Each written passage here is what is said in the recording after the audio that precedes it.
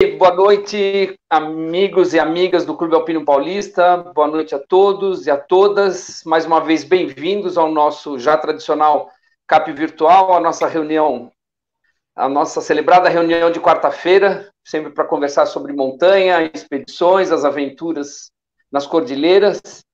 É um evento bacana que se consagrou às nossas lives, né?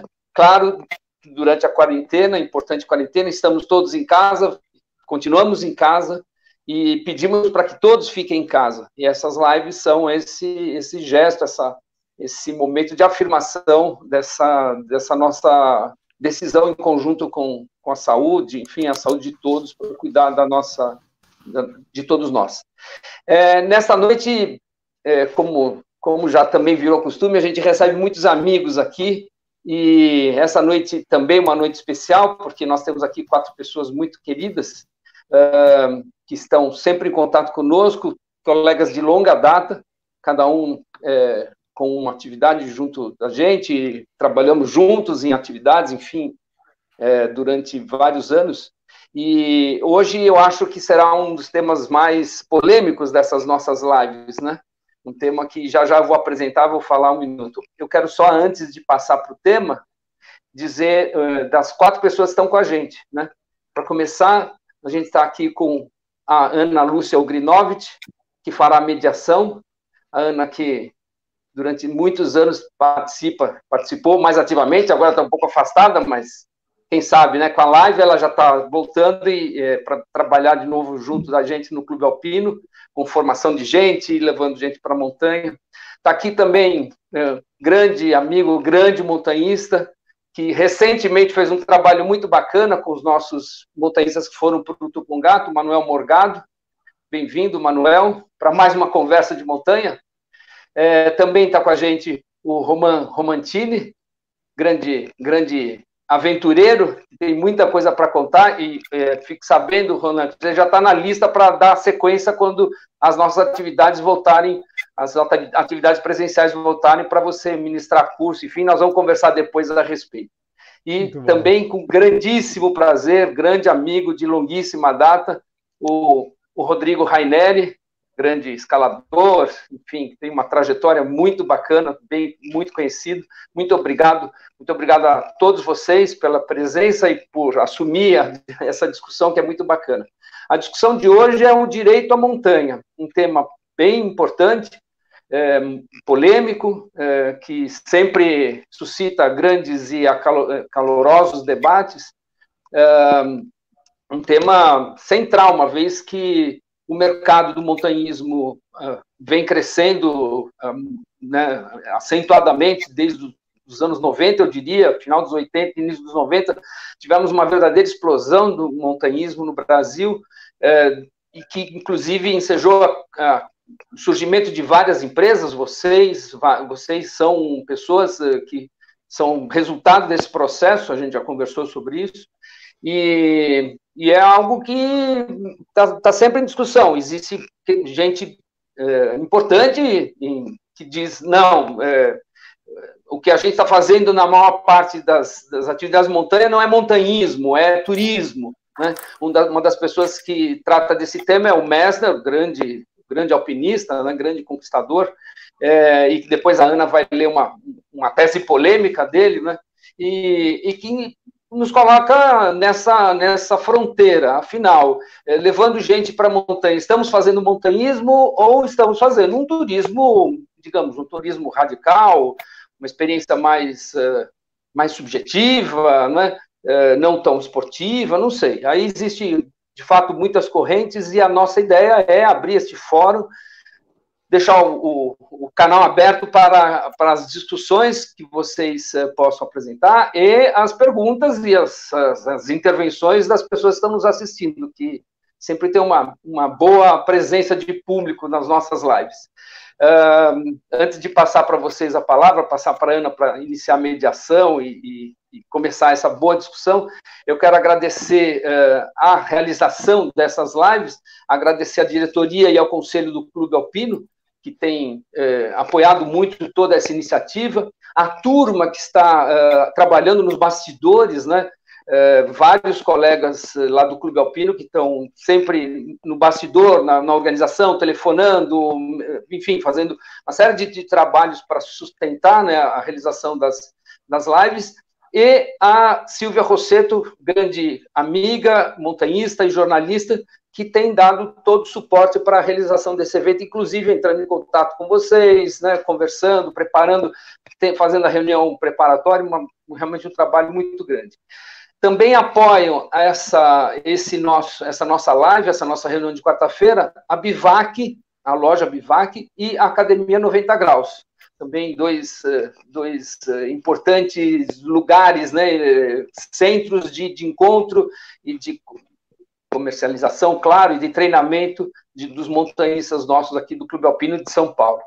E, finalmente, antes de abrir a discussão, eu peço, né, para todas as pessoas que estão nos assistindo que assinem o nosso canal de YouTube, acompanhem as nossas publicações no Instagram, no Face, e que isso é muito importante para o crescimento da nossa atividade. Então, boa noite a todos, muito obrigado, meus amigos, obrigado a quem já está nos assistindo. Ana, está com você a bola. Muito obrigado. Beijo. Boa noite, Fábio. Vou te cortar aqui. Tchau. Gente, boa noite. Em primeiro lugar, eu queria agradecer o convite do CAP. É um prazer estar aqui com vocês. Me sinto honrada de estar na presença desses 3 grandes alpinistas, e grandes personagens e com histórias muito bacanas para compartilhar com a gente. O que eu vou fazer aqui hoje é dar voz a vocês que estão nos assistindo com seus questionamentos, suas perguntas, a partir desse tema central que o Fábio apresentou, que é a montanha é um direito de todos, quem pode e quem tem lugar na montanha. Antes de passar para os meninos se apresentarem um pouco mais e começarem a levantar a bola, eu vou ler um trecho que o Fábio traduziu hoje de um artigo do Messner, que saiu numa revista de montanha italiana em 2012, desculpa. O trecho finalzinho só, que acho que baliza aquilo que nós vamos discutir hoje. Mas a montanha é outra coisa. Precisamos finalmente discutir o que é turismo e o que é alpinismo, montanhismo. A minha definição é simples. O alpinismo, o montanhismo, começa onde termina o turismo. Temos campeonatos de escalada, corridas em paredes, o Clube Alpino Italiano cuida das trilhas, tudo isso é turismo. Os refúgios foram construídos há 100, 130 anos atrás para se fazer turismo. Um turista pode caminhar 10 horas, mas será sempre um turista. Torna-se um alpinista, montanhista, apenas quando sai da trilha e se dirige aos ambientes selvagens, com todos os seus perigos.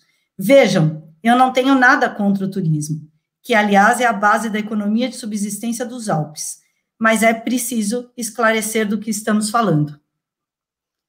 É assim que eu inicio a conversa aqui e passo a bola primeiro para o Romancini se apresentar e já poder começar a comentar sua posição aí. Boa noite. Boa noite, gente. Boa noite a todo mundo, pessoal. Um prazer enorme estar aqui com os grandes amigos, Manel, Ana, Bitias, que além de amigo, meu mentor, né? Bitias, começamos juntos a história, né? Eu sou orgulhoso de ser um dos primeiros alunos da Grade 6, se não o primeiro, a primeira escola. Enfim, prazer enorme dividir aqui um pouco do ponto de vista, um tema sempre muito polêmico sobre qual a melhor forma de fazer os nossos esportes, né? A gente fala muito da forma.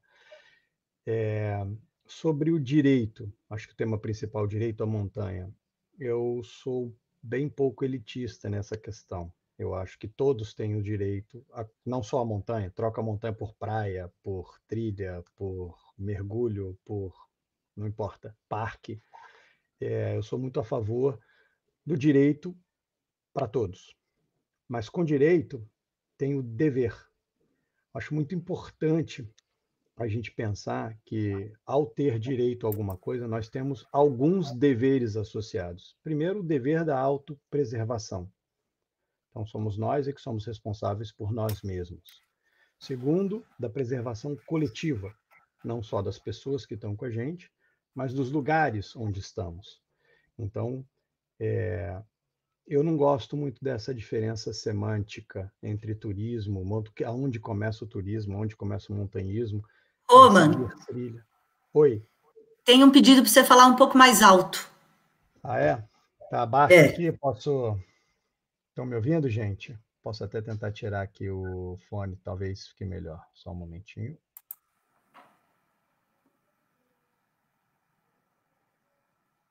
Fala aí, vamos ver. As pessoas vão comentar aqui. Fica melhor assim? Muito melhor. Ótimo, estão tirando o fone de ouvido. Bom, então voltando aqui, eu acredito no direito para todos, mas que com o direito vem o dever. O dever que começa consigo, o dever de autopreservação, o dever coletivo, né, do grupo, da sociedade que você está inserido, inclusive do ambiente, e que isso traz a necessidade de discutir muito mais a carga que existe dentro, que é comportável, né, já que todos temos direito, a carga que é comportável. Então, a regulação tem muito a ver com a preservação, né, e não com a classificação de que isso é turismo ou isso é montanhismo. Até porque, né, na linha, embora eu adoro o Messner, sou um fã incondicional dele, me ensinou muito, me inspirou muito, né, li vários dos livros dele. Você dizer que sair da trilha, quando você vai numa escalada esportiva, você segue uma trilha, né? Não chama trilha, chama rota, chama via, mas é uma trilha. E aí você vai dizer que eu estou sendo turista por seguir a trilha, a via. Eu acho que é uma discussão que beira um pouco a discussão semântica, mas eu acho que o mais importante é a gente criar essa consciência, e quanto mais a consciência, essa proficiência em torno de um ambiente, mais você tem apego a ele e mais a preservação.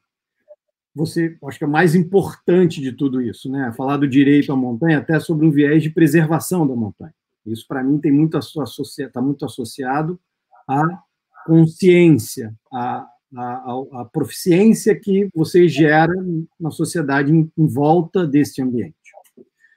Em relação aos níveis, né, dizer, o nível iniciante, o nível avançado, o nível Messner, né, super, hiper avançado, é difícil você distinguir aonde começa e aonde termina, né? Eu, por exemplo, comecei fazendo caminhada, né, e vou dizer que não era montanhismo, né, eu sou nascido em Brasília, né, nas montanhosas terras do Planalto Central.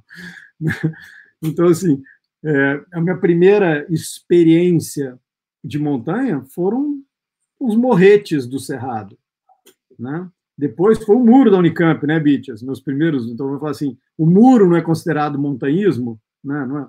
Para mim foi uma grande semente ali, foi ali que eu aprendi, ali foi a minha escola, foi o incentivo, dali foi para o Visual das Águas, uma pedrinha pequena, e assim vai subindo, de pedrinhas pequenas, aonde que eu defino que começa o romã turista, termina e começa o romã montanhista.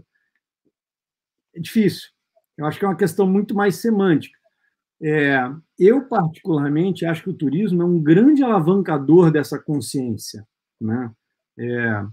Você vai no Grand Canyon, por exemplo, fazer trilhas no Grand Canyon, você sai de lá com uma consciência ecológica brutal.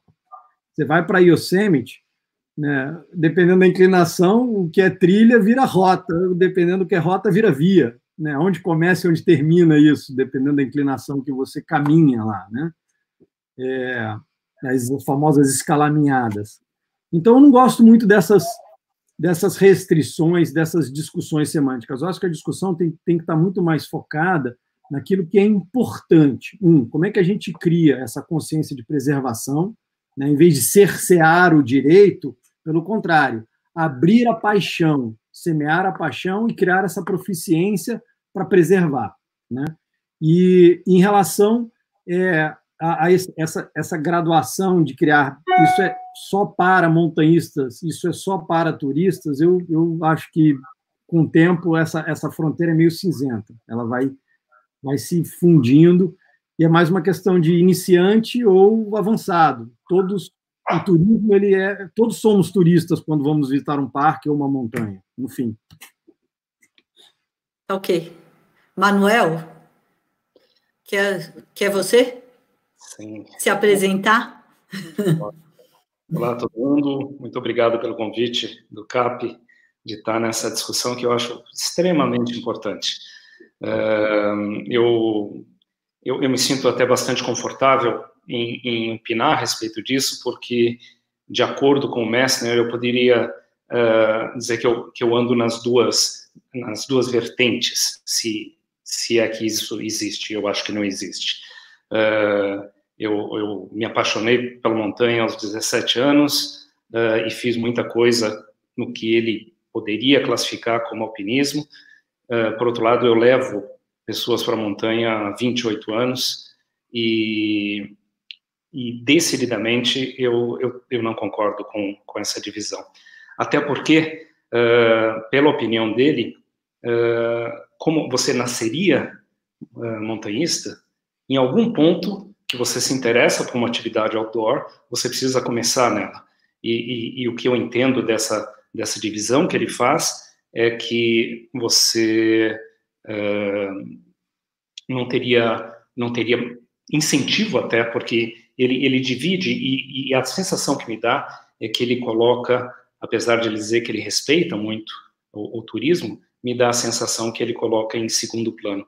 E com esses anos todos levando as pessoas para a montanha, eu vejo o quanto isso faz com que as pessoas cresçam e como o Romain disse, faz com que elas aprendam a respeitar a montanha. Então, agora, inicialmente, eu gostaria de me colocar dessa forma. Eu acho que o importante é a gente estar na montanha, o importante é a gente fazer de acordo com as nossas capacidades. Então, se você tem experiência suficiente para estar na montanha sozinho e você está feliz com isso, isso é extremamente válido. Se você não se sente seguro e você vai buscar um amigo que é mais experiente, ou você vai fazer parte de um clube de montanha para aprender isso, ou você vai com uma empresa comercial que vai te levar para a montanha, todas essas maneiras são absolutamente válidas para a gente estar na montanha.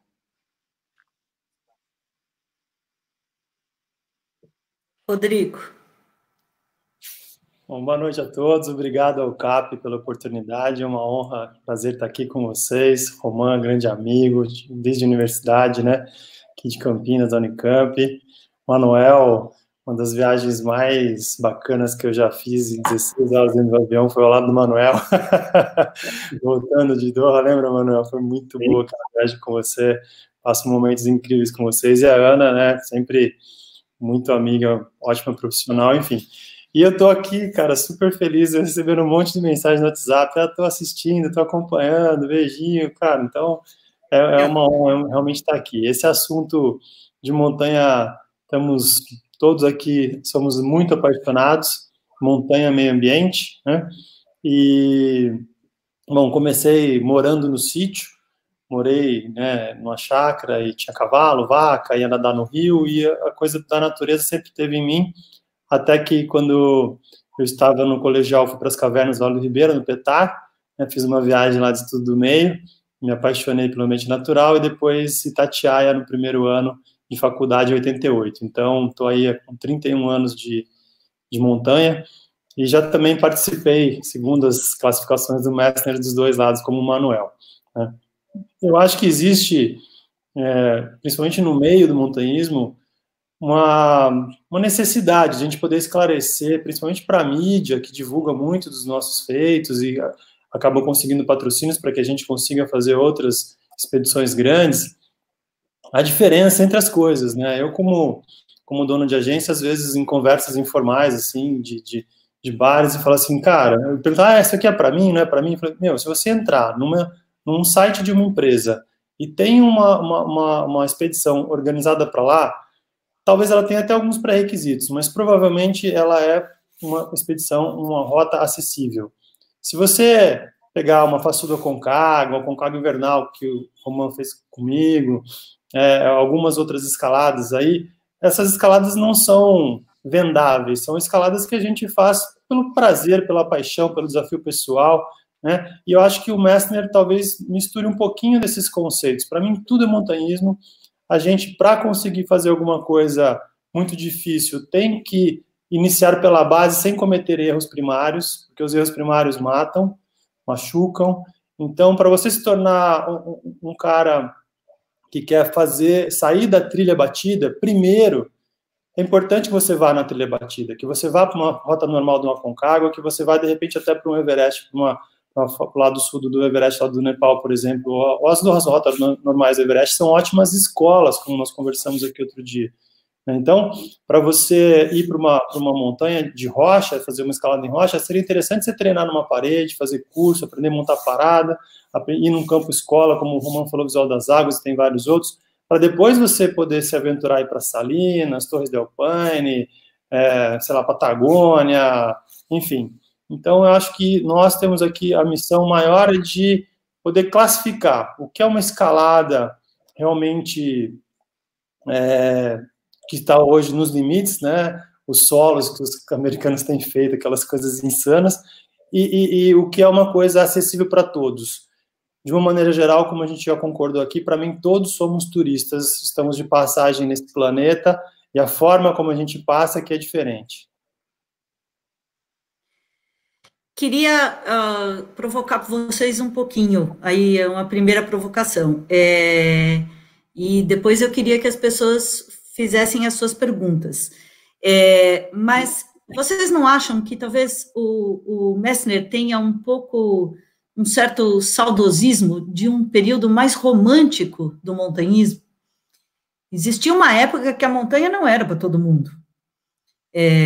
Que chegar no Everest era uma história, né, muito complicada, que era para poucos. E talvez se sinta um pouco, né, um certo saudosismo mesmo de um período que não vai voltar mais.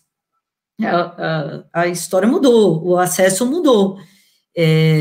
Tem muito mais gente praticando qualquer coisa, e acho que a gente pode expandir isso para qualquer esporte. Outro dia, o Rodrigo, a gente estava conversando e você falou de uma praia, né? Ninguém chegava naquela praia. E hoje tem barraquinhas e barraquinhas e não vai voltar atrás. Talvez ele se ressinta desta experiência que ele teve, daquela maneira que já não existe mais. Vocês não acham? Começo eu? Posso falar?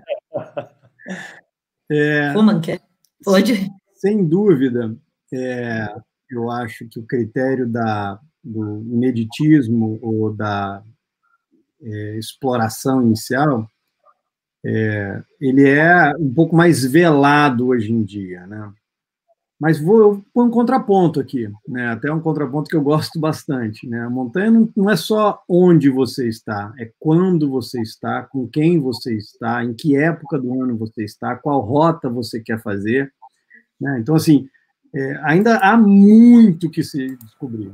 A Antártica está aí com inúmeras montanhas que não tem nenhuma. O próprio Nepal tem inúmeras montanhas nunca escaladas. Eu acho que, assim, o aspecto exploratório ele está muito dentro de cada um de nós, né? O que você quer fazer? Eu, por exemplo, descobri as montanhas do inverno, né? Todo mundo fala do Aconcagua, eu conheço um Aconcagua, sem ninguém. Eu, Bichas, e mais meia dúzia de amigos e ninguém mais. Então, assim, é um Aconcagua que é diferente, né? Acho que a Ana caiu. De qualquer maneira, eu acho que o Messner sempre tem aquele saudosismo do paraíso perdido. Existe uma evolução natural do esporte, do ambiente, né? O ambiente está em mutação constante, né? Está em constante evolução. E existe a evolução da própria forma de se fazer o esporte, né? Hoje em dia, por exemplo, pega o Nimsday, aí, que é um cara que eu troco bastante mensagem com ele quebrou um paradigma que ninguém imaginou ser possível, escalar os 14 em 6 meses e 7 dias, para ser mais preciso. O próprio Messner levou anos para fazer, né? Anos. Então, sempre há uma forma diferente, aí tem a ver com a criatividade, de você trazer esse tom de ineditismo, de inovação, esse romantismo, né? É claro que, se você comparar as expedições exploratórias do Shackleton, né, com as de hoje em dia, né, a tecnologia é diferente. Mas, por exemplo, ninguém nunca nem viu o Vinson no inverno. Nem viu. Assim, você não tem nada, nenhuma informação, uma foto, um relato, um dado da temperatura, não existe. Não existe. Bom, quer fazer uma coisa inédita? Tá aí, ó, Vinson no inverno. Não é listo. O Winston no verão é 30 graus abaixo de zero, Roman. No inverno é de noite, né? 6 meses de noite. Eu acho que assim, dá para trazer essa brincadeira de explorar, de inovar, em vários aspectos. Pode ser quando, pode ser com quem, pode ser de uma forma. Eu tenho uma amiga que é ultramaratonista, Fernandinha, a pilha dela é fazer os 7 cumes o mais rápido possível, Fernandinha Maciel. E é lindo o projeto dela, né? Ela está tentando... Enfim, é uma forma também inédita de testar ela, os seus objetivos. E, para ela, é muito mais legal a velocidade, porque ela é uma ultramaratonista, do que uma outra variável.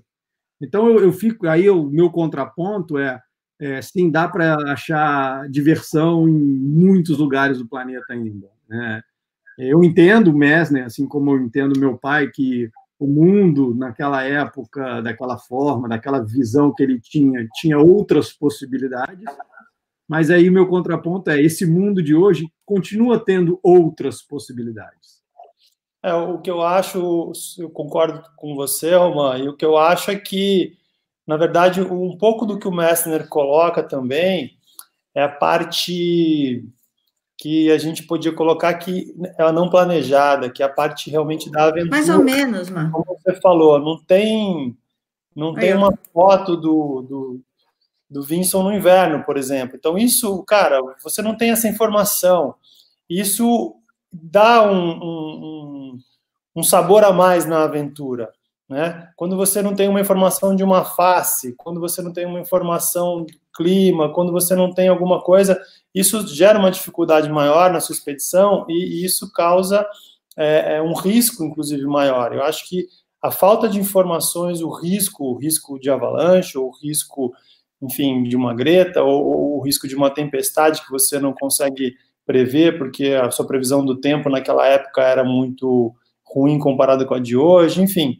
Eu acho que um pouco do Messner fala, eu concordo com a Ana, é um saudosismo de uma época que não existe mais, talvez por conta do risco. Hoje, até em relação à consciência do risco, hoje nós gerenciamos o risco, eu acho, muito mais do que antigamente, né? Então, a gente planeja, talvez, um pouco mais e com mais dados. O que você acha aí, Manuel? Então, eu acho que tem um outro aspecto aí também, que o que é você ir além, esse sentido de aventura, esse sentido de você estar se superando, também é uma coisa muito subjetiva. Então, de repente, mesmo uma trilha bastante conhecida, como a trilha do Campo Base do Everest, para alguém que nunca fez alguma coisa desse tipo, já é um ir além das fronteiras. Então, não é simplesmente você estar num lugar onde não tem ninguém. Eu acho que também tem essa busca da gente ir fazer uma coisa que é um pouquinho além do que a gente imagina que a gente tem capacidade, alguma coisa que apresenta um desafio. E daí não tem muito a ver com uma coisa sólida de que isso é muito difícil, aquilo é muito fácil. Eu acho que vai muito como a pessoa se sente, e a experiência dela e o que ela está buscando. É o relativismo da experiência, né? Ou seja, está muito dentro dos seus parâmetros de comparação. Perfeito. Eu imagino o parâmetro de comparação do Messner, ou o parâmetro de comparação do Ronald, do Alex Honnold agora. Né? Ronald, quando ele veio aqui no Rio, eu falei, Ronald, vamos escalar uma via chamada K2 aqui no Pão de Açúcar. Quando eu falei para ele da via, ele falou, legal, o cara tá fazendo o Captain Solo, pô, vou chamar o cara para fazer a K2 aqui no Pão de Açúcar, o cara fala, no Cristo, o cara fala, pô, o relativismo, né? O relativismo é fenomenal. Bitches, em relação ao risco que você falou, você foi falando aqui, eu pensei num ponto super importante, né? Na época do Messner, o grande risco, a grande variável não conhecida era o oxigênio, né? Era fazer o Everest sem oxigênio, ele estava se propondo a fazer todas as montanhas sem oxigênio e tal. Era o question mark daquele momento, né? Já no meu caso, eu estava lembrando, assim, tentando transportar a pergunta, quando você estava falando, eu me fiz uma pergunta, falei, qual era o meu maior risco no Everest? Aí comparei também com o ar rarefeito, né, na temporada de 96, que o risco era um risco de meteorologia imprecisa, né, como você comentou. O meu maior risco foi excesso de gente. O maior risco no meu dia ataque do cume foi o overcrowded, a superpopulação daquela rota específica naquele dia específico, porque aquilo colocou um risco muito grande, né, na minha avaliação. Se eu tivesse lá nessa temporada, a minha estratégia sempre é, cara, calma, espera o pessoal desesperado subir, o pessoal desceu, dia 27 de maio desse ano, né, do ano passado, tiveram cumes com muito poucas pessoas. Eu tenho fotos aqui de 2013, quase ninguém no cume. Eu estava selecionando, você falou em fotos, eu selecionei aqui, né, só para você ter uma ideia, você falou em 6 pessoas tentando, né, no momento, na meia hora que eu fiquei no cume, tinha 14 pessoas naqueles 6, 7 metros quadrados. Né, eu vou mostrar aqui uma foto, não sei se... Só para você ter uma ideia, uma que eu selecionei aqui, olha isso. Nossa, lotado. Já tive cume assim também, lotado. 1, 2, 3, 4, 5, 6, 7, 8, 9, 10, 11 aqui, 12 comigo e 13 o cara que está tirando a foto. No meu dia de cume também foi muita gente. Naquele ano teve 2 janelas, uma no dia 17 de maio e uma no dia 23 de maio. Então tinha seguramente 200 pessoas. Não chegava a ser como a famosa foto do ano passado mostra, mas tinha muita gente e eu acabei tendo problema para descer, não para subir.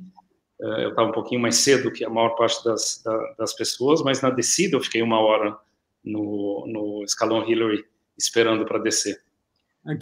Eu estava dando uma olhadinha em dados agora do Everest, já que a gente entrou nesse caminho, e isso é uma coisa que ficou famosa ano passado com essa foto, mas é uma coisa que já vem há muito tempo. Nos últimos 20 anos, a gente já tem um número muito grande de pessoas exprimidas em 2, 3 dias de cume, né? Imagina, por exemplo, numa situação como essa, né, não sei se é possível ver aqui a Icefall, é um single track super perigoso que você precisa passar centenas de pessoas por esse caminho. Esse foi o grande tema de 2014, né? 2014 eu estava lá, estava 1 hora atrás do pessoal que acabou sendo atingido pela avalanche, e o grande problema foi esse, foi um trecho como esse, a escada foi rompida, foi se acumulando um monte de gente, e quando teve a avalanche, tinham quase 100 pessoas esperando ali para passar num filete como esse, né?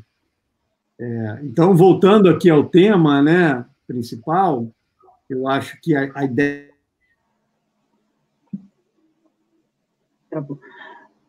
Bom, gente, boa noite. A ideia da gente, porém, o dever de todos também de achar uma forma, e eu não tenho uma solução para isso, de autorregulação ou de preservação, onde a gente evite este tipo de riscos. Porque, para mim, né, quando você fala assim, Romano, qual foi o grande risco do Everest que você correu?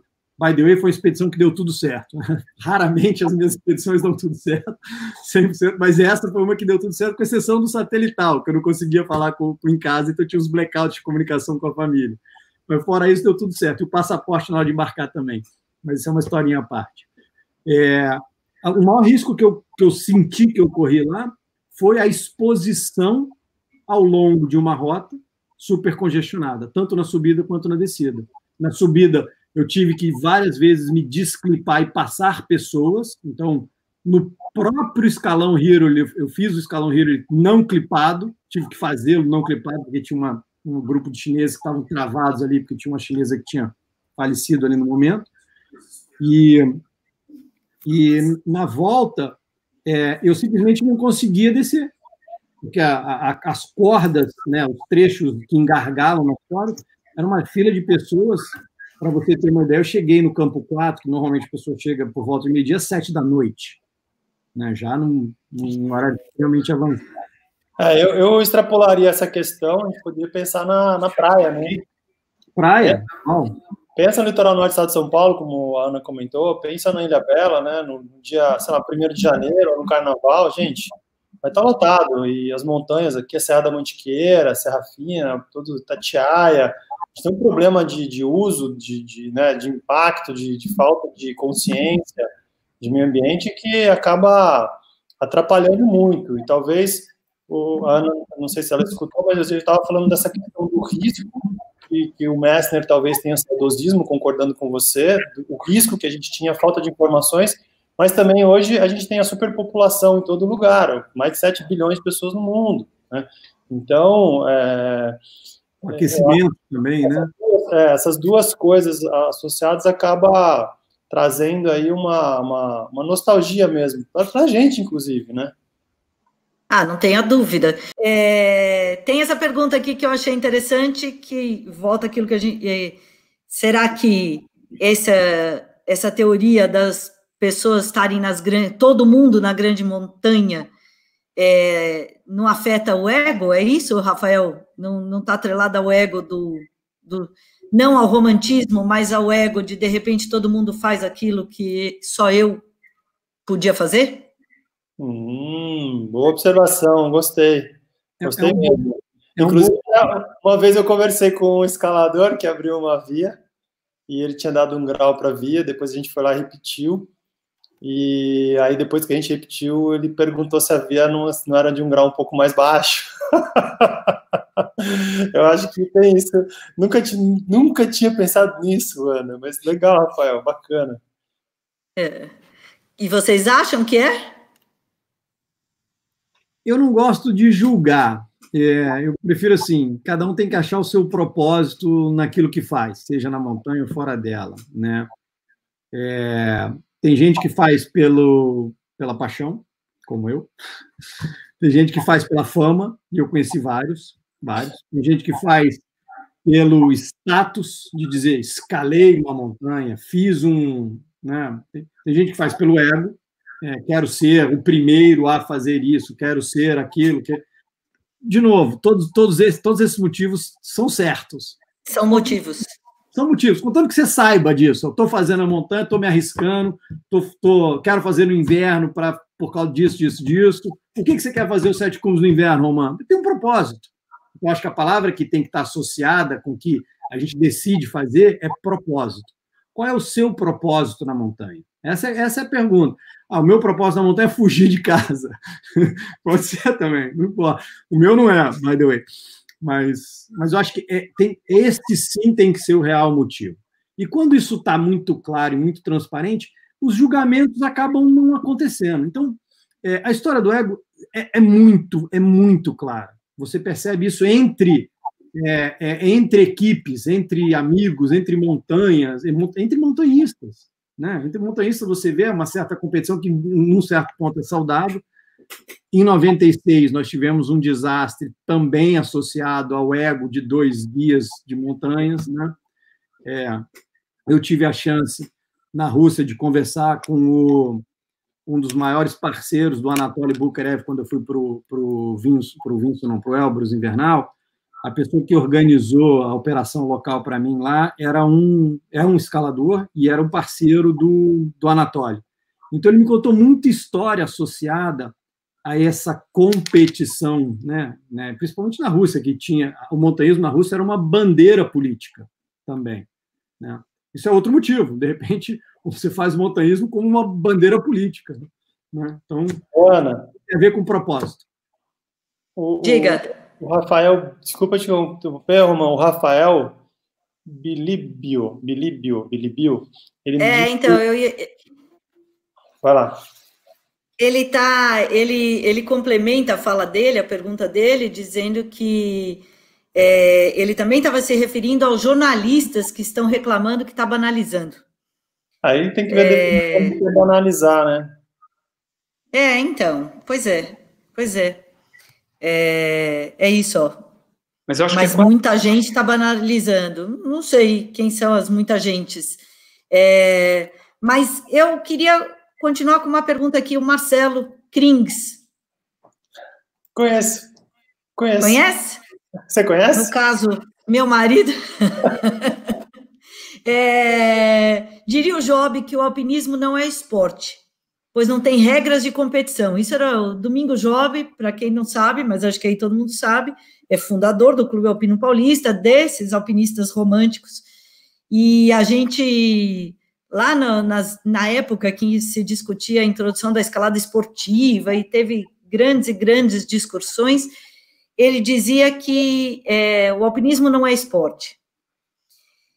E eu me lembro, eu não sei se foi com vocês a fala ou se foi depois, ontem, com o Fábio e com a Silvia, que eu fiz um comentário que talvez a gente esteja no momento do alpinismo, e eu queria que vocês pudessem comentar, que está muito ligado ao esporte, no sentido de que fulano subiu aquela montanha em um dia, agora eu vou subir em 23 horas. E o outro vai fazer de costas, o outro vai fazer de ponta cabeça, e agora eu vou por um lado, eu volto pelo outro. Não existe entre os alpinistas uma competição pelo ineditismo, pelo mais difícil, pelo mais rápido, pelo mais... E aí, como vocês interpretam a ideia que o Job tinha do que era alpinismo? Então, eu acho que volta... Morgado. Fala, Manuel. Então, eu acho que volta muito para a pergunta anterior. E, de novo, logicamente que tem motivações diferentes. Mas um dia desse eu estava lá no Nepal e veio um Sherpa e me deu o business card dele, e o grande feito dele teria sido ficar 3 minutos e 22 segundos no topo do Everest. Então, não me entusiasmou muito enquanto currículo, mas uma parte, pelo menos, das pessoas que estão em busca desse ineditismo, eu acho que volta muito a coisa do ego, essa sensação que eu tenho. Mas vocês separam essa ideia do montanhismo como esporte ou não esporte? Eu separo. Vem aquela questão do risco. Eu acho que... Ih, Rodrigo, agora foi você que travou.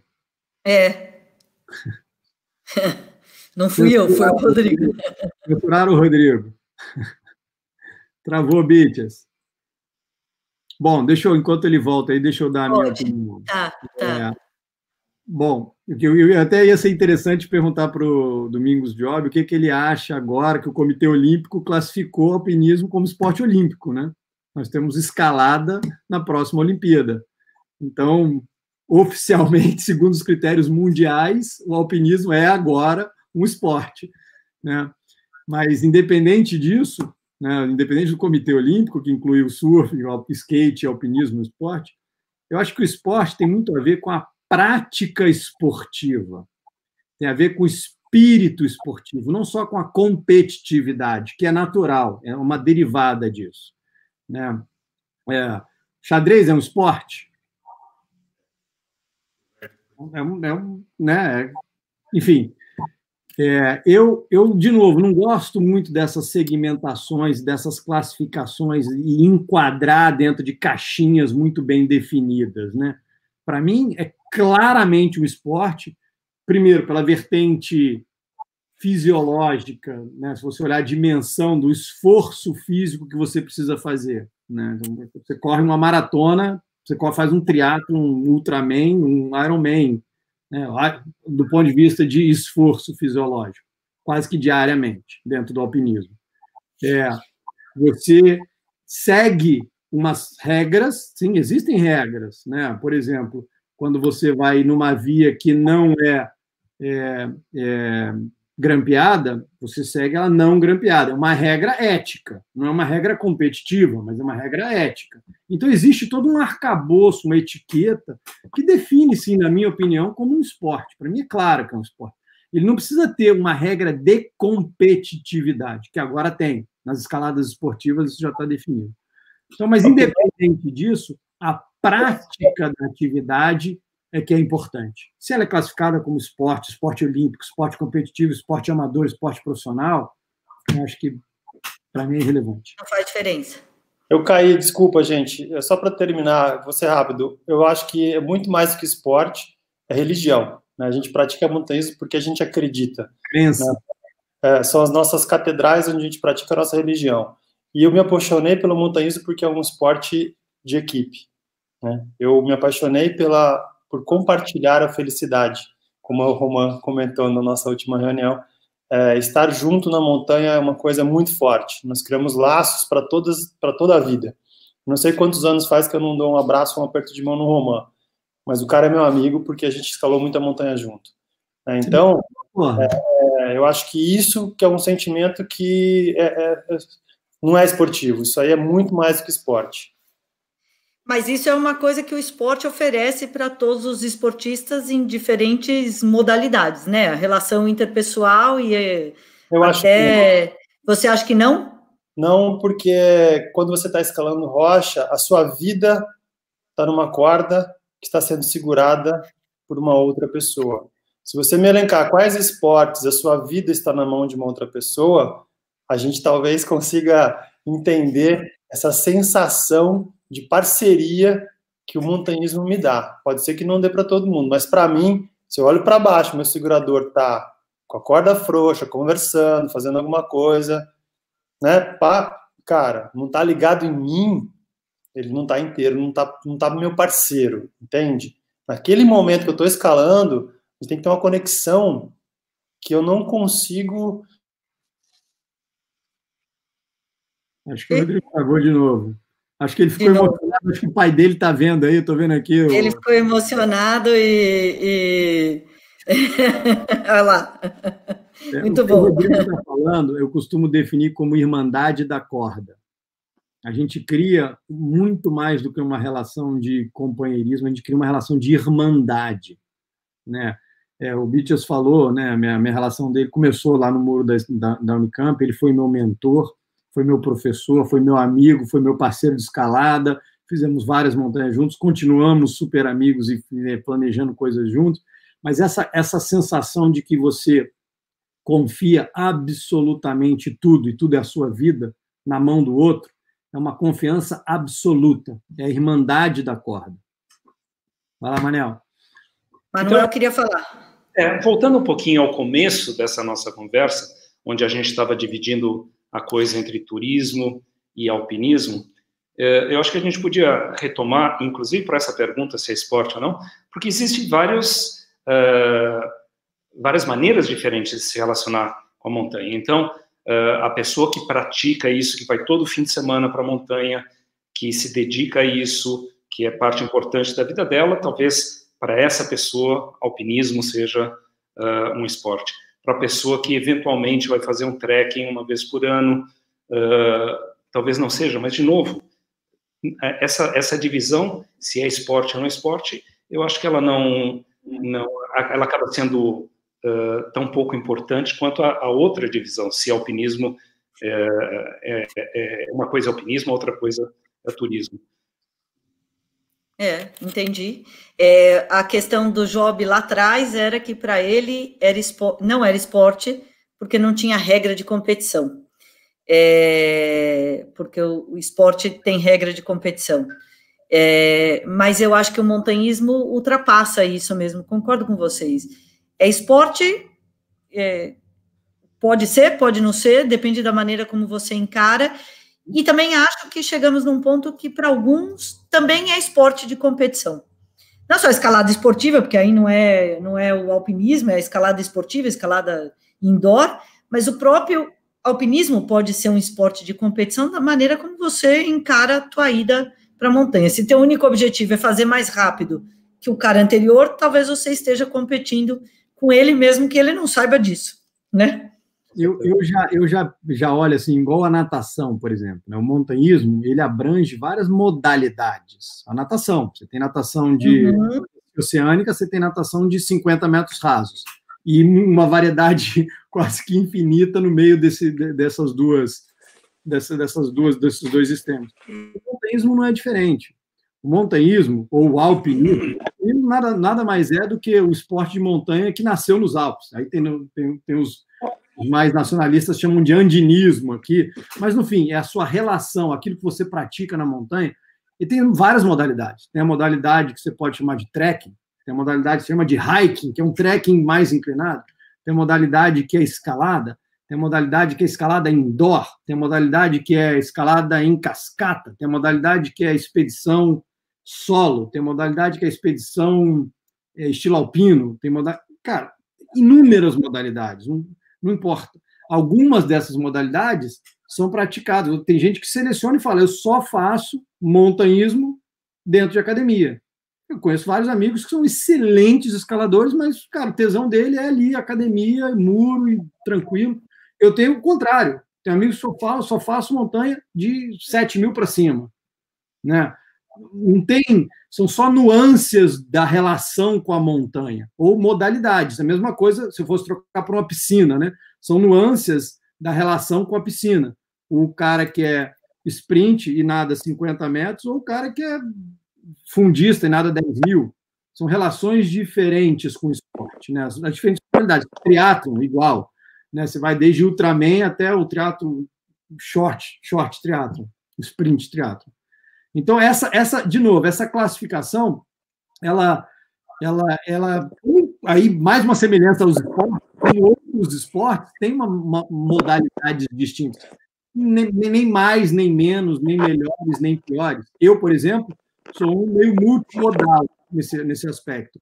Eu, todo dia que passo aqui na porta da minha filha, estou no quarto da minha filha, tem um fingerboard, então eu estou meio no esquema academia, indoor, né? Ao mesmo tempo, eu brinco de subir aqui nessa quarentena no corredor da minha casa, treinando chaminés. Rio de Janeiro, cara, na esquina da minha casa, eu saio aqui, escalo um pouco, faço um hiking, faço uma escalaminhada sozinho, quando tenho um parceiro. Aí saio, planejo com beaches, fazer uma invernal do lado do planeta. Então, assim, é tudo montanhismo, tem tudo a ver com montanhismo. São só modalidades distintas que a gente pratica. Algumas delas estão sendo classificadas ou reguladas, né, segundo o padrão mundial esportivo definido pelo Comitê Olímpico e sendo incluídas como esporte olímpico. De novo, é esporte ou não é esporte? É tudo esporte. Né? O esporte tem mais a ver com essa capacidade de atividade física. Né? E as modalidades vão sendo criadas, inventadas, mixadas. O Beaches, por exemplo, adora fazer isso, sobe e desce de paraquedas, né? Parapente. Então, assim, é uma nova modalidade. Aí mistura com esqui, parapente, escalada, enfim, a criatividade está aí. O importante é fazer, é praticar, é criar essa consciência, interação com o meio ambiente. Nós temos 5 minutos, mas eu queria fazer a última provocada a vocês, posso? Que eu não iria embora feliz se eu não conseguisse que vocês nos ajudassem a pensar no seguinte. Então, todo mundo tem direito à montanha, meio que concordamos, os 3 concordam a isso. Então, é inevitável, essa é uma pergunta, é inevitável que o Everest continue acumulando corpos de gente morta na sua trajetória, e isso é só um dado que a gente vai ter que um dia resolver como tirar eles de lá ou não tirar, é um fato. Trago isso uma pergunta muito pessoal, esse é um incômodo profundo que eu tenho, de pensar nisso, né? Eu nunca estive lá, certamente não estarei, né? Dificilmente na minha vida chegarei até lá, mas é uma pergunta para vocês que já estiveram. É isso? É assim? Tem maneiras de se pensar para que não seja assim? O que vocês acham? Quer conversar, Rodrigo? Bitch, a sua internet não está boa hoje. Não está.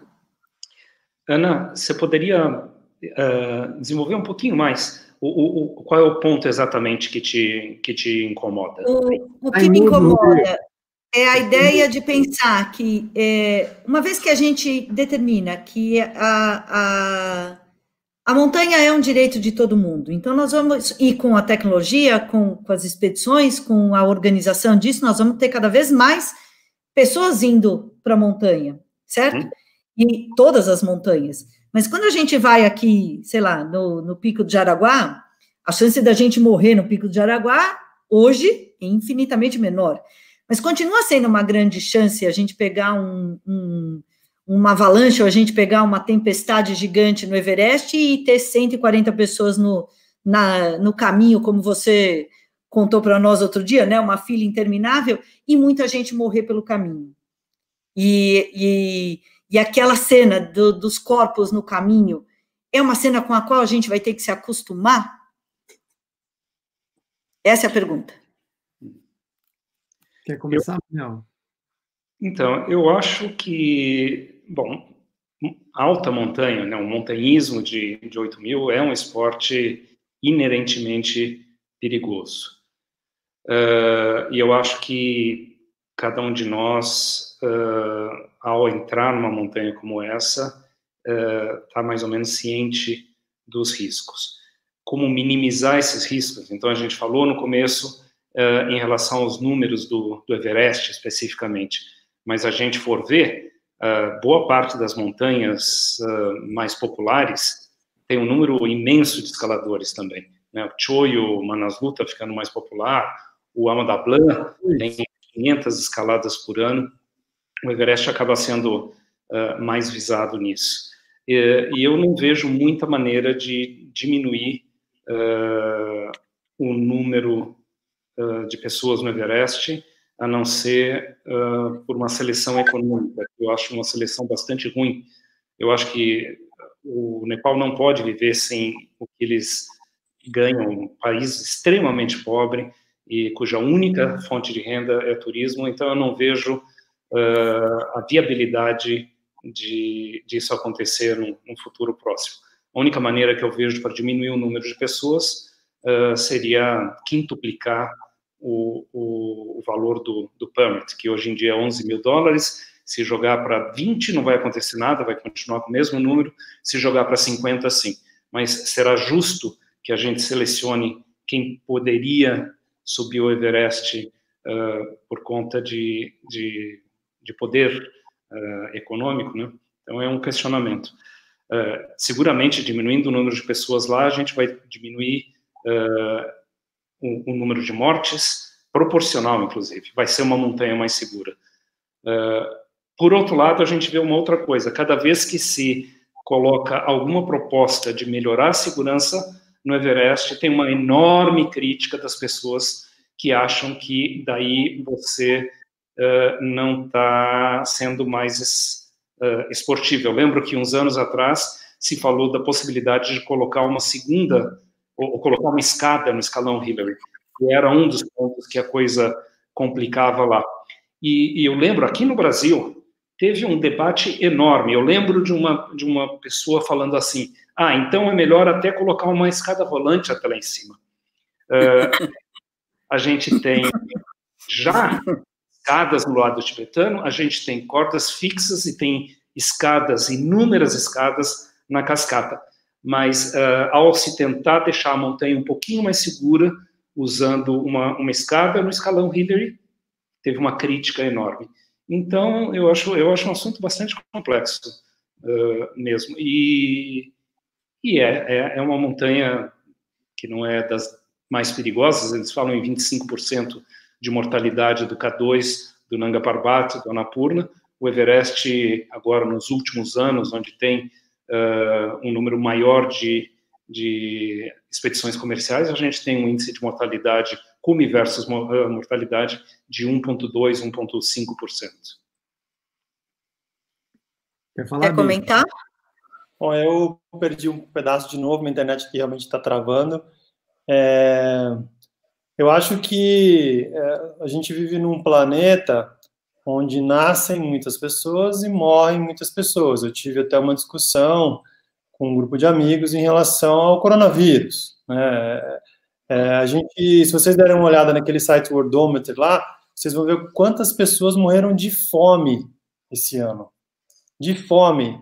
Não é um problema de avalanche, não é um problema de um vírus, é um problema de má distribuição de renda, é um problema de acesso a um alimento, a um direito básico, né, de uma criança poder se alimentar.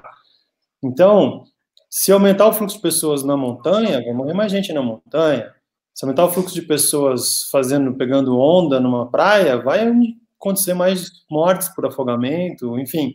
A população do mundo, 7,7 bilhões de pessoas, naturalmente vai começar a ter mais gente em todos os lugares e, infelizmente, vai começar a morrer mais gente em todos os lugares, né? Se a gente mantiver a proporção que o Manuel disse, em números absolutos, o número cresce, não tem, é inexorável, né? Então, eu não acho que a medida seja óbvios, por exemplo. Eu perdi, na época, o meu melhor amigo no Everest. Foi um golpe gigante em mim. Falando de Messner, quando eu congelei meu pé na base na base do Concagua, lá no acampamento base, o Gustavo Junqueira entregou um livro do Messner, que ele contava que tinha perdido o irmão dele. E eu falei, puxa, como esse cara conseguiu viver e continuar escalando montanha perdendo o irmão, né? E depois de alguns anos, né, em 2002 aconteceu, eu li o livro, e em 2006 o Vitor faleceu. Eu falei, puxa, como que eu vou conseguir viver minha vida perdendo meu amigo na montanha, né, continuar escalando montanha? Então, é uma questão delicada, mas se a gente expandir para os outros meios, assim, de novo, estamos de passagem, somos turistas aqui, né? E o que a gente quer fazer, que legado a gente quer deixar, que pessoas nós vamos ajudar, que pessoas nós vamos impactar, como que nós vamos ajudar, né? A inspiração talvez seja uma coisa bacana. Hoje, eu recebi o livro desse mesmo Gustavo, né, um livro que ele acabou de editar, dizendo que eu fui uma inspiração para ele, né, para o modo de vida. Puxa, olha que bacana isso, né? Várias outras pessoas me disseram, puxa, me inspirei em você para fazer isso, aquilo. Isso para mim é o que conta mais, sabe? Esse impacto nas pessoas e tentar minimizar o impacto ambiental. Quando eu desci a Cachoeira da Amazônia lá também, puxa, não botamos uma chapereta, não botamos um parabolt, nada, tudo proteção móvel, né? Então, eu acho que isso que nós, montanhistas, né, pessoas que gostam da montanha, devemos sempre prezar. Divulgação do que é risco, do que é difícil, do que é atleticamente difícil, sem risco, né, para sua integridade física, do que é impacto ambiental. Eu acho que esse é o papel do CAP, esse é o papel da Grade Six, esse é o papel do Morgado Expedições, do Roman, da Ana, lá na UG. Né? Então, acho que a gente está no caminho. O duro é a gente conseguir fazer a nossa voz chegar para todo mundo. Quando você vai para a Serra da Mantiqueira, dá vontade de chorar com o pessoal defecando lá de fonte de água, né? Então, de alguma maneira, pelo menos, é possível concordar que, mesmo a montanha sendo para todo mundo, o incômodo do impacto gerado nela existe. Claro, na Amazônia, no Everest, no mar, as oferendas para Iemanjá, vai mergulhar dia 2 de janeiro, dia 1 de janeiro. Gente, o fundo do mar é cheio de... Cara, dá vontade de chorar. A gente está destruindo o planeta. Eu tenho uma guia que passou agora, estava fevereiro todo nas Filipinas, e ela mergulhando, nadando, falou assim, a quantidade de animais aonde você mergulha diminuiu imensamente pela quantidade de turistas. Então, quer dizer, é fato que o homem atrapalha. Né? Se a gente tem uma ideia idílica do meio ambiente, a gente atrapalha, né? Onde a gente for. Então, se sobrevive, finalizando, se sobrevive aos corpos do Everest? Sobre esse tema da morte, eu acho que a gente... É um tema interessante para a gente debater, porque, assim, ele é inerente ao esporte. Então, vamos lá. Tem gente que joga futebol e morre no campo de futebol, né? Então, ela é inerente ao esporte. Eu, particularmente, quase morri treinando de bicicleta aqui no Jardim Botânico, quando fui atropelado. Nunca fui em nenhuma montanha, nem no inverno.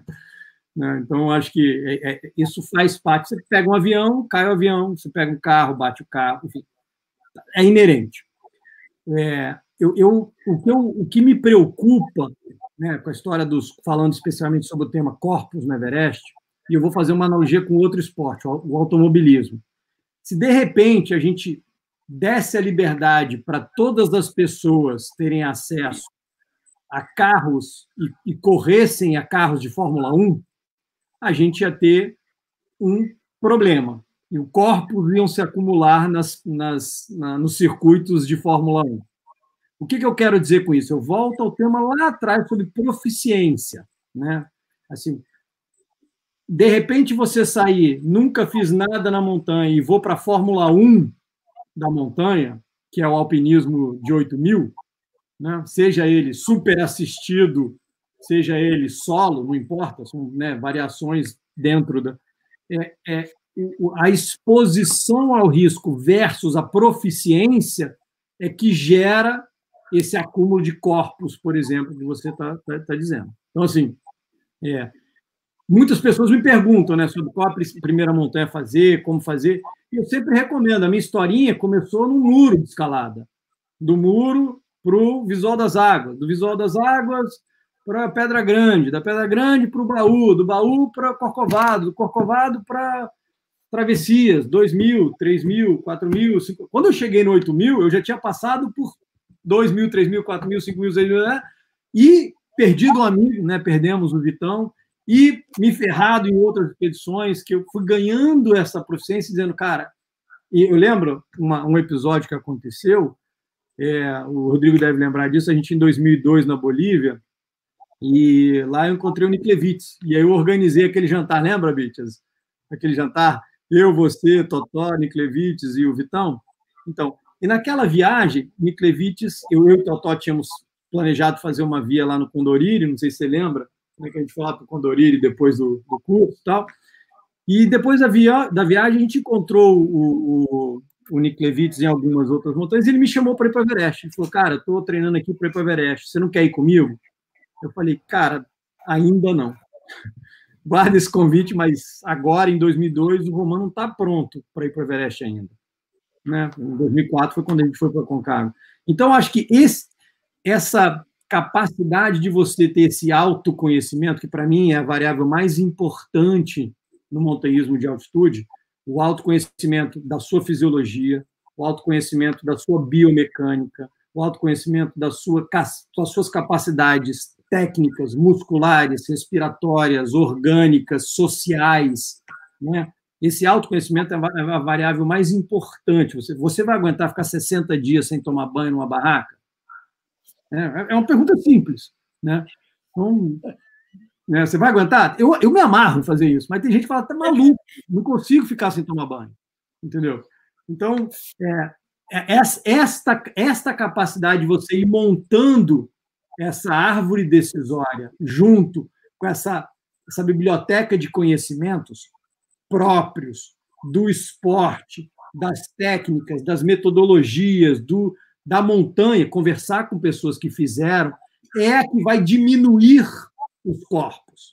Isso é um lado. Esse é o que vem da gente, o que a gente pode fazer para não morrer na montanha.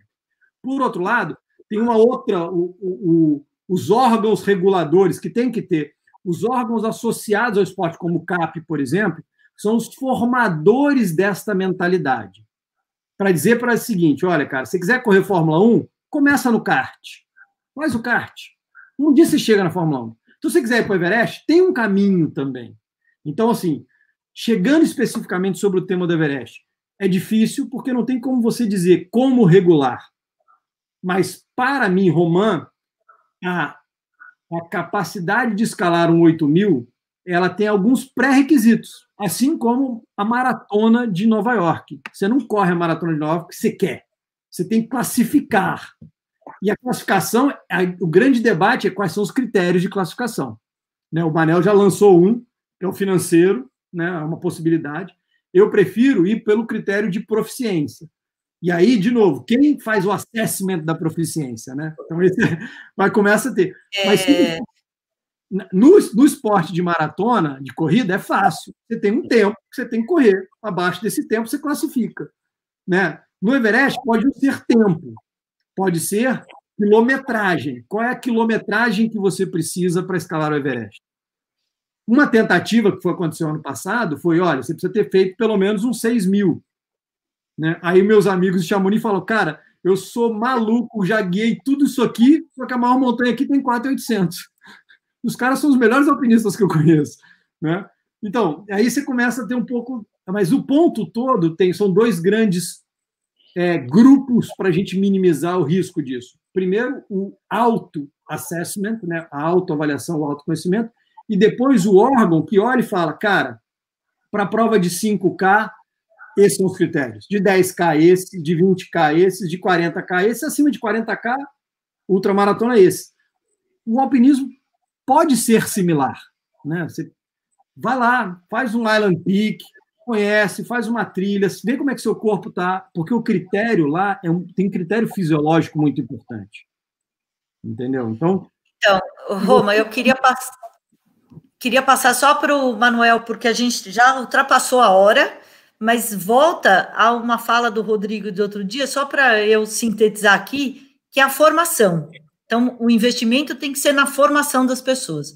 Esse autoconhecimento que você fala passa por uma formação. O Clube Alpino Paulista é um dos lugares possíveis para isso. Então, a gente investir na formação de pessoas, a UG lá, a minha UG lá, com as criancinhas ensinando os primeiros passos, é o primeiro passo de uma formação, né? Eu acho que a gente tem que investir em formação, cada vez mais em conhecimento, experiência, formação, conhecimento, experiência, formação, conhecimento. Manuel. Eu só ia só fazer um contraponto, porque talvez a gente fique muito pessimista com essa coisa que a gente estava falando, de tanta gente na montanha, do impacto ambiental e tudo. Eu viajo e trabalho por muitos países extremamente pobres. E eu acho que vale a pena lembrar também que o benefício que a gente traz para esses países com turismo, né? Turismo, para alguns países, é uma fonte de renda extremamente importante. No Nepal, a gente vê muito bem isso. Lugares onde existe trekking, existe recursos, existe água, existe, enfim, alimento. Você sai um dia da trilha e você vê vilarejos extremamente carentes. Então, eu vejo nesse aumento cada vez maior de pessoas na montanha, eu vejo dois lados muito, muito importantes, muito benéficos. Um, todo o bem que a montanha traz para todo mundo, e eu acho que aqui todo mundo que está assistindo essa live concorda com isso, né? O quanto de benefício que estar na montanha apresenta. E o outro, que eu acho importante também, é o benefício econômico para uma série de países que vivem disso. Eu concordo com o Manuel. Inclusive, uma vez eu vi uma discussão acho que eram europeus, e foi tocado nesse assunto, né? O cara estava assim, vocês estão explorando os carregadores aqui. E um dos caras, que era um chefe de expedição como nós, virou e falou assim, não, esse cara, ele ganha, em média, de $2,50 a $4 por dia para carregar, no mínimo, 60 quilos de batatas. Aqui, ele está ganhando com a gente $30 por dia para carregar, no máximo, 30 quilos de equipamentos dos nossos clientes. Então, por mais que pareça, num primeiro momento, alguma situação talvez pareça desumana, o cara está carregando 30 quilos, não sei o quê, o dia a dia dos caras é carregar 80, 100, né? Quem já esteve lá sabe disso, para ganhar muito menos, para ver uma situação sem equipamento. Hoje em dia é proibido você contratar um carregador que não tem uma bota, que não tem uma jaqueta, que não tem um óculos, você não pode, né? Então eu acho que o turismo, no caso, que o Messner, entre aspas, está condenando, é isso que gera o modo de vida de muitas pessoas, eu não tenho dúvida disso, concordo com você, Manuel. Esse é um excelente ponto, Rodrigo e Manuel, é o impacto, né? O impacto que a gente causa não é só o impacto da pegada que a gente deixa ali no local, ou do lixo que a gente faz, é o impacto de troca de conhecimento, é o impacto financeiro, ou seja, o impacto social que você pode gerar. Em todas as minhas expedições, sempre tem alguns dias, tem um pedaço de trabalho voluntário. Esta última, a gente, nesse mote de deixar uma coisa mais perene, a gente transformou o Padawa que você conhece, Manel, você conhece o Padawa também? A gente chegou para ele e falou, Padawa, um cinegrafista de altitude ganha talvez 2 vezes mais que um Sherpa. Que tal a gente aproveitar a história do filme e te ensinar a ser um cinegrafista de altitude?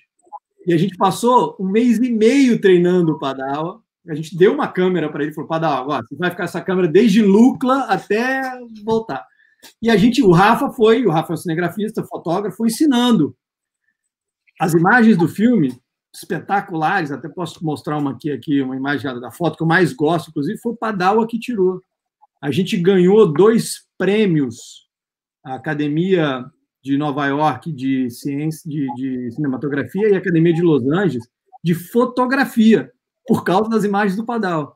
E a National Geographic publicou um artigo desse trabalho voluntário que a gente fez. Ela não publicou um artigo da expedição do Roman, ela publicou um artigo do byproduct, né, do subproduto da expedição, que foi o Padawa como um Sherpa, que começou como um amigo, um parceiro de escalada, o Sherpa, e terminou, né, ao longo dela, foi se transformando para o cinegrafista de um filme que ganhou 6 prêmios. Né? Então, achei... Assim, isso eu acho muito... Eu preciso interromper vocês só uma coisa. Temos 1 minuto e meio. Por quê? Tá. Quando teve o terremoto, a maior parte dos montanhistas... Eu já pedi tempo a mais. A maior parte dos montanhistas se mobilizou para ajudar o Nepal. Hillary School, Tenzin Hillary School, papapá. O que os montanhistas fizeram para esse país em especial que eu conheço é incrível. Não, gente, eu vou encerrar, mas eu vou encerrar com uma notícia boa.